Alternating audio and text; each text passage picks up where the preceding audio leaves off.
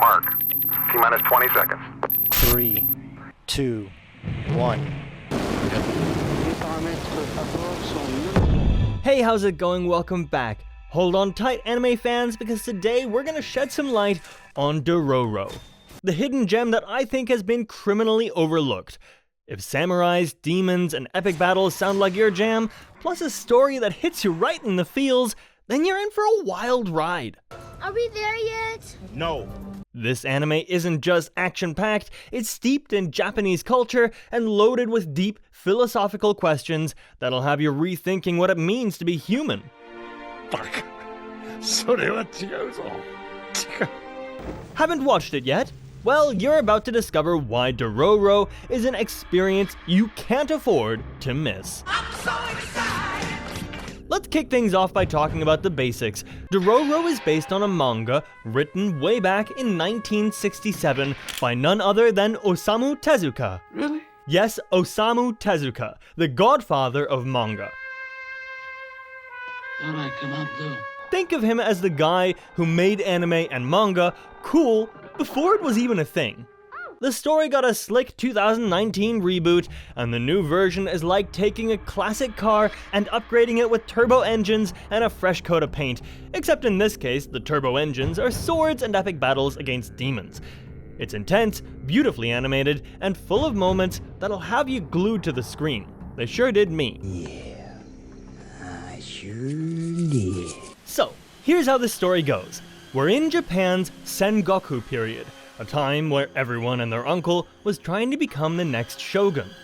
Chaos ruled the land. 首都同国の光景は王子も何一つ変わりなかった。 In the middle of all this madness, we meet Lord Daigo Kagemitsu, a man who's about as evil as they come. I am not in danger, Skylar. I am the danger. This guy strikes a deal with 48 demons. 夢のまた夢なり。 He wants power and wealth. Big surprise, right? But here's the kicker. The demons take nearly everything from his newborn son, Hyakimaru. I'm talking limbs, organs, eyes, you name it, they snatch it. The poor kid is born looking like a human jigsaw puzzle with a bunch of missing pieces. 死んではおりませぬが、手足どころか目も鼻も。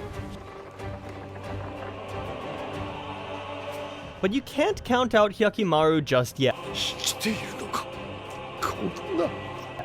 A kind doctor finds him, gives him prosthetic limbs, and teaches him how to fight. So, now we've got a badass, sense-deprived warrior on a mission to reclaim his stolen body parts by slaying the demons who took them. 一体何が。なんということだ。足だ。生身の足が生えた。 Along the way, Hyakimaru teams up with a young thief named Dororo. おいらはドロロだ。ドロロ。 The two set out on a bloody, action-packed road trip through feudal Japan. This isn't just your average demon-slaying journey, though. It's full of heavy, emotional moments, soul-searching, and some of the best sword fights I've ever seen. But here's where Dororo really gets interesting. It's not just about cool fights and awesome animation, though, trust me, those are on point. There's a lot of Japanese culture and philosophy baked into this story that makes it stand out from the crowd. 魂。中身。 First, let's talk about the Sengoku period, where the story takes place. This era in Japan was chaotic, filled with warlords fighting for control of the land. Most anime set in this time period focus on flashy sword fights and glorified samurai action, but Dororo takes a different approach. その足じゃ立つのもやっとだろう。 It doesn't shy away from showing the brutal reality of war, the suffering, the destruction, and the toll it takes on the common people. 私にもちょうだい。 I felt the weight of the chaos, and that adds a level of depth that many similar shows miss. 美味しいよ。お母ちゃんは？いいから全部お食べ。 Next, we've got a heavy dose of Buddhist philosophy in the mix. Hyakimaru's journey is more than just physical. His father's greed sets off a cycle of bad karma, and now Hyakimaru is the one who has to suffer for it. His mission to kill demons isn't just about getting revenge or reclaiming his body parts, it's about redeeming himself and his family, taking on this spiritual journey towards regaining his humanity.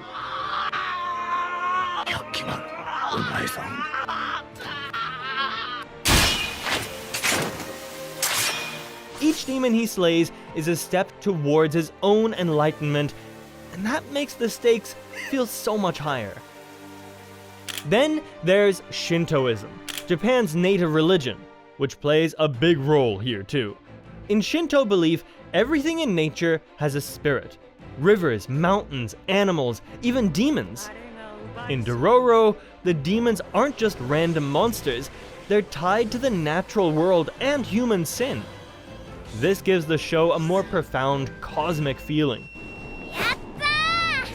Every battle feels like it's part of something bigger, like Hyakimaru is wrestling with the fabric of the world itself.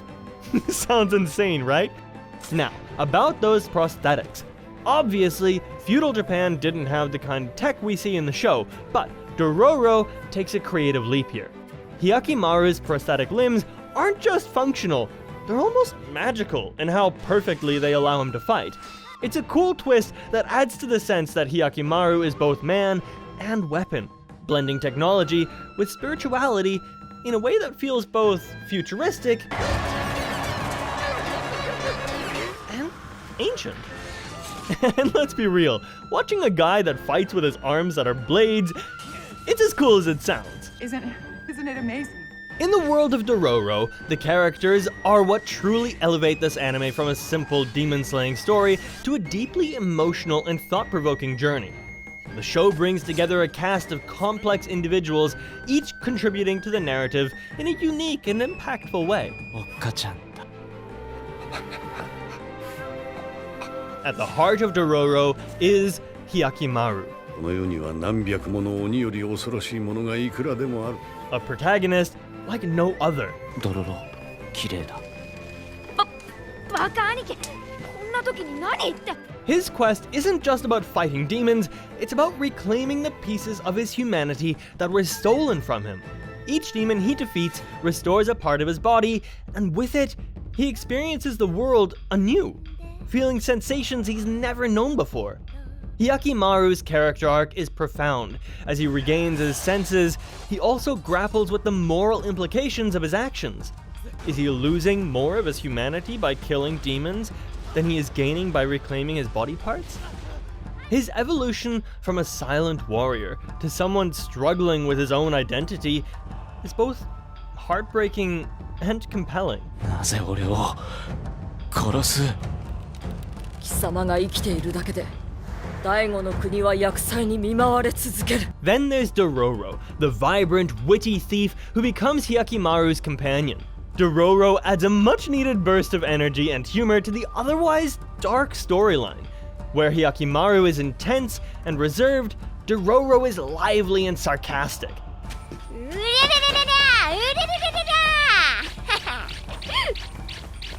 This dynamic creates a rich contrast and adds depth to their relationship. Despite their tough exterior, Dororo's own backstory is filled with hardship and loss. Born into poverty and violence, Dororo's resilience and loyalty really shine through. They serve as Hyakimaru's emotional anchor, keeping him grounded as he navigates his quest for redemption. Dororo's ambiguity and gender also adds a layer of complexity. I find it reflects fluidity in character representation and broadens the anime's appeal. 兄貴、あの甘さん、おいらのことなんか言ってた。Daigo Kagemitsu, Hyakimaru's father, is the story's primary antagonist. His ambition drives him to make a sinister deal with demons, sacrificing his own son for power and prosperity. What sets Daigo apart as a villain is his complex morality. He isn't portrayed as purely evil, instead, he genuinely believes his actions are justified. His ambition, while ruthless, is framed as a means to bring stability and wealth to his land. I know, right? This makes his eventual confrontation with Hyakimaru laden with guilt and regret, which adds a lot of emotional depth to their conflict.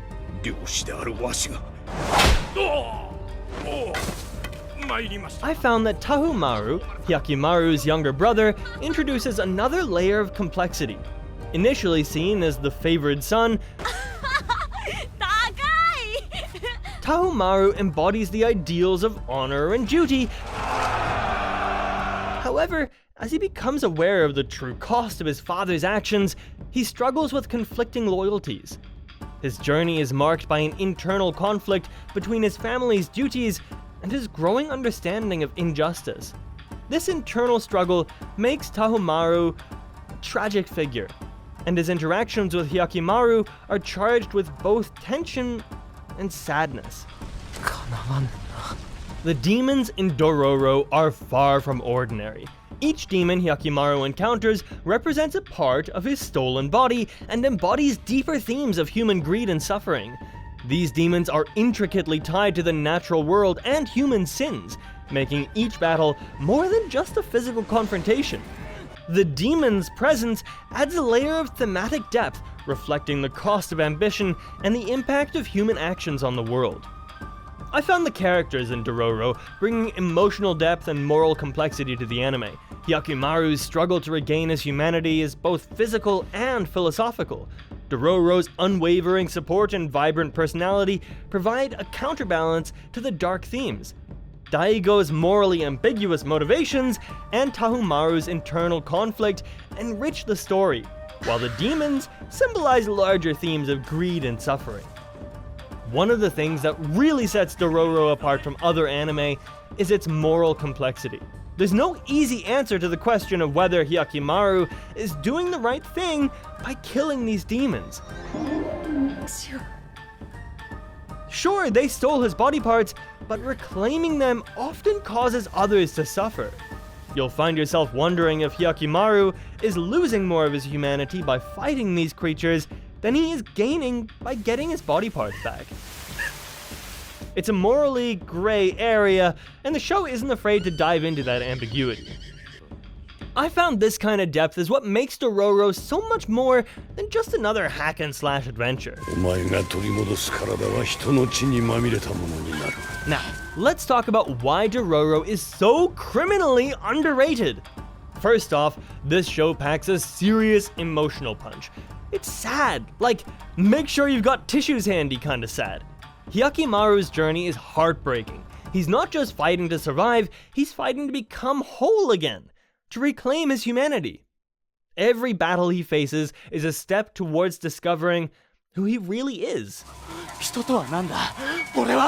And let's not forget about Dororo, the titular character who also has their own tragic backstory. Together, these two form one of the most compelling duos in anime, and the emotional stakes are gonna keep you hooked from the start to finish.